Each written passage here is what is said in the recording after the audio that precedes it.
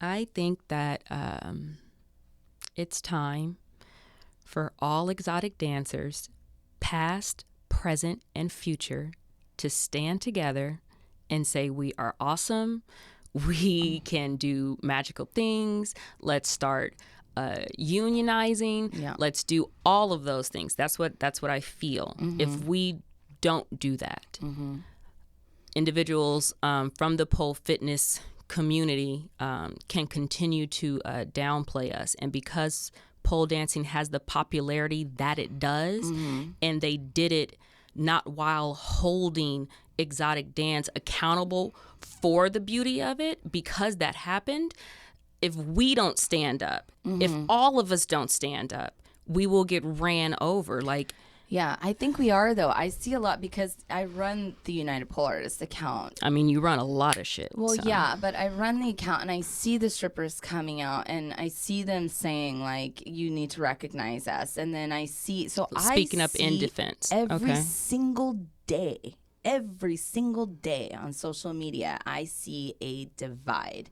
And my message, me personally, this whole time has been united by pole. We all do pole. We all do it Yes. for different reasons. Also, here's the true history, and respect that. You don't need to be a stripper. You don't need to, tell people. You can tell people, no, I'm not a stripper, but aren't they amazing? You don't need to put strippers down in the process. And my personal opinion, because I'm trying to drag it out of you right now, my personal opinion is that because strippers haven't been revered as they should have been from the inception of pole dance fitness, that the education process of where pole dancing came from and that stripping is not bad Has and been sex lost workers and are not muddled. bad has been lost. And the more visible pole dancing becomes as pole dance fitness and done barefoot and done poetically to contemporary music, the further away we get from the truth and the history, and the more and then we're classifying each other.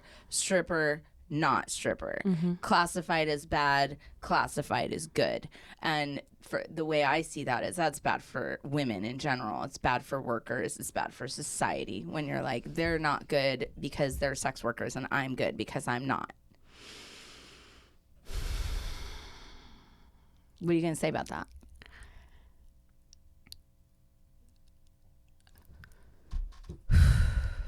Are you okay? I am pretty angry Sure. and upset.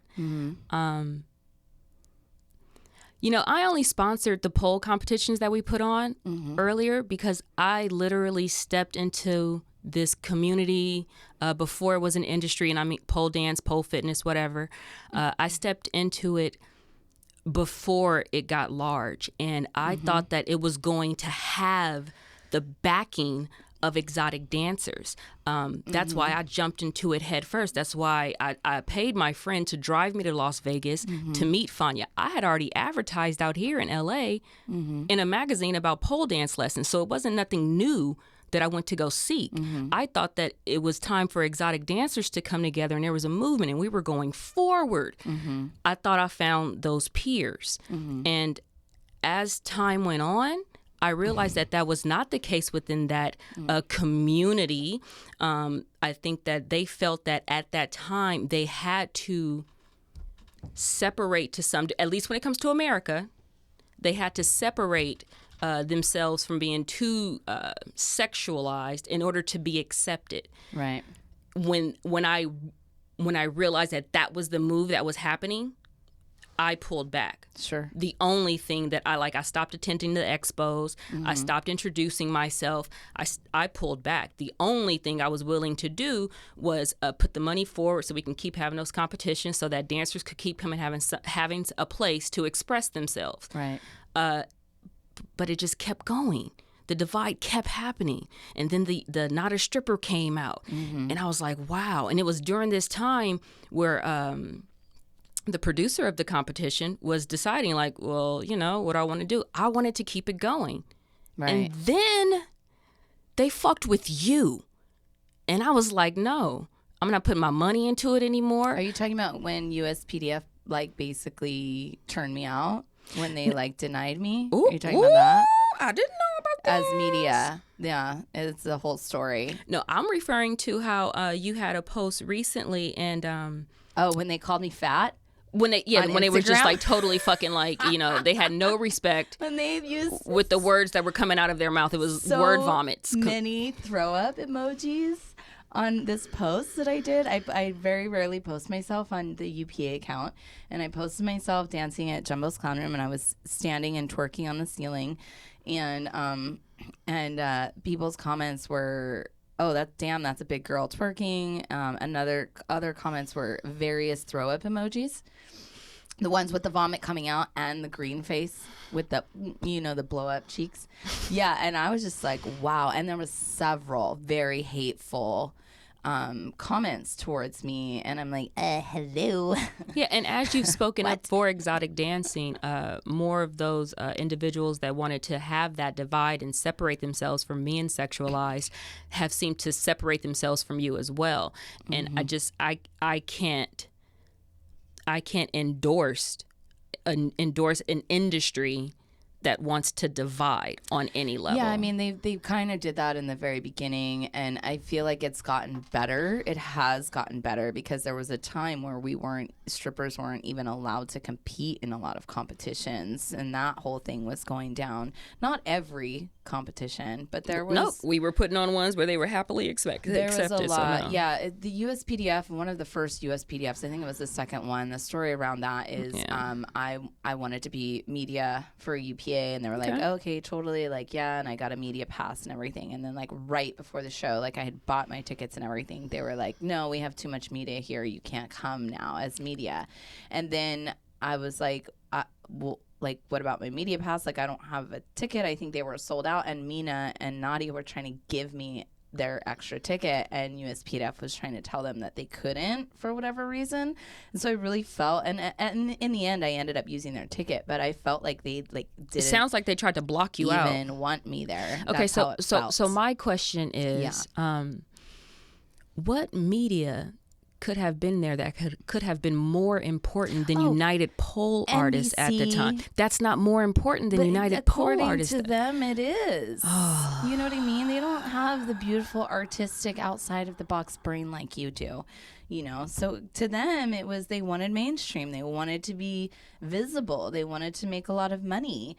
And having me there, I just took up space. And I think I look back on, at the time I thought it's because they know I was a stripper, because I was very vocal. I've always been very vocal. All of us LA people, about always, my background from Jump Street. And that's just me making up a story in my head. Listen, I don't know the real story. This is what I've made up in my head.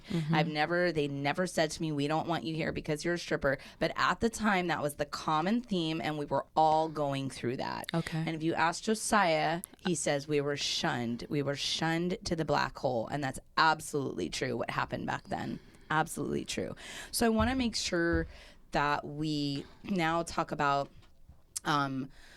I don't want to talk too much about her story because my whole thing is that is her story, and I don't want to talk about how she's doing, or I just want to talk about what happened and what that means for the industry.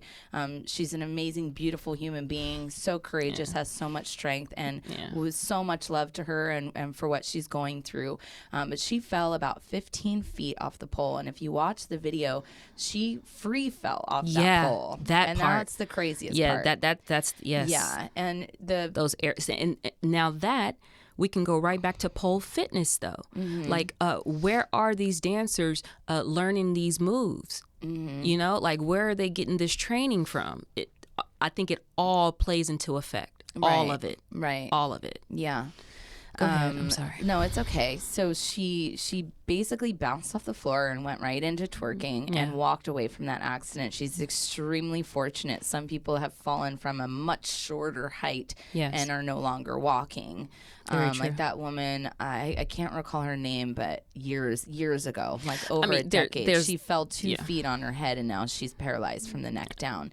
Yeah. So what happened to Jania? She's very, very lucky. Yes. But what she's not lucky, and this also pertains to me, right? And I believe me, and especially especially at this and current... a lot of other people. And so let's get into that. So Jania's injuries, she's broke her jaw, broke her ankle. She could go back to work if she wants. Yeah, we usually do. We usually do. We'll show up in a cast if we need to. Yeah. But what she's not able to do is get disability and workers' comp. At least unless she goes through extra steps, which I don't know her business and I don't know what she's doing. But if it were, let's say if it were me and I fell like that, I would be suing them for so much fucking money. I would be like hiring lawyers, and I personally would be doing like class action lawsuits and suing them for like a shit ton of money because they're not taking any responsibility. And she doesn't have access to, and none of us do, to disability or workers' comp if you get injured on the job. And like what Natalie's saying, talk about your injuries and how it's chronic and how it's over time, right? I mean, the pain is radiating right now. The pain is radiating right now as I sit down and talk to you. I stopped dancing for a period of years, from 2006 to, let's say 2016. I had a cannabis collective out here in LA, one of the first, had a couple of them, blah, blah, blah, blah. Long story. Nonetheless, went to go work at my favorite spot, a place that I said if I ever come back in, that's where I'm going. I love it. It's local. It's a topless bar. It's everything that I like. I like how they have different poles everywhere. So I have a very strong love for the idea of the Candy Cat, which is the place that I work at. One shift, about a year and a half after I've been back, I was doing a trick. Mind you, our pole was only about 9 feet. It was short. I was doing, they call it the double knee hang, I believe, in the pole fitness industry. I refer to it as the bird cage because I was doing it before it was called the double knee hang. My friend Francis said, it looks like you're a bird perched on a tree. And I said, all right, bird cage it is. So nonetheless, I was doing the bird cage. So a move that I've done throughout my career. And I really stretched that day before I came in. So I was feeling really amped. 9-inch nails was on. The people were throwing the money. I was feeling it. They were feeling it. Hit the bird cage, reached over, and I'm not sure whether or not I slightly slipped on the pole because the pole was slippery or chipped, or if I was just feeling fantastic and wanted to reach for the ground. But I ruptured the lower disc in my spine. It hurt pretty much instantly. I got down, you twerk it off. Yep. You're a professional, whatever it is, you know what I mean? You gotta, you leave the stage, you walk into the dressing room, your head is high, you still got your heels on. Like there's a way that you have to carry and present yourself all the way in. So made it to the dressing room. Luckily, my best friend was there with me that night, Kendall. She was waitressing. I could not do anything. The jelly from the disc that ruptured was wrapping around to the front of my nerves, underneath my lower pelvis and the back of me. It was traumatic, but nonetheless, I was an independent contractor. I drove myself to the hospital because I didn't want to have to think about a hospital bill. I should have been taken in an ambulance, right, for sure. Drove myself expensive. Yeah, we don't have insurance. That part. So I took myself to the hospital, called the necessary family members, and it was the week of my birthday, and I was going to go see Dudamel in concert. I love him. Nonetheless, the doctor told me that I should probably not dance anymore. Yeah, right. That's what I told him. That's my job, my career, my life. Go fuck yourself. That's exactly what I said. Not happening. That's exactly what I said. Yeah, I hear you, but that's not necessarily what's going to happen. So we need to have a conversation about me actually being active, because there's no way that I'm going to just automatically limit myself if I feel like I have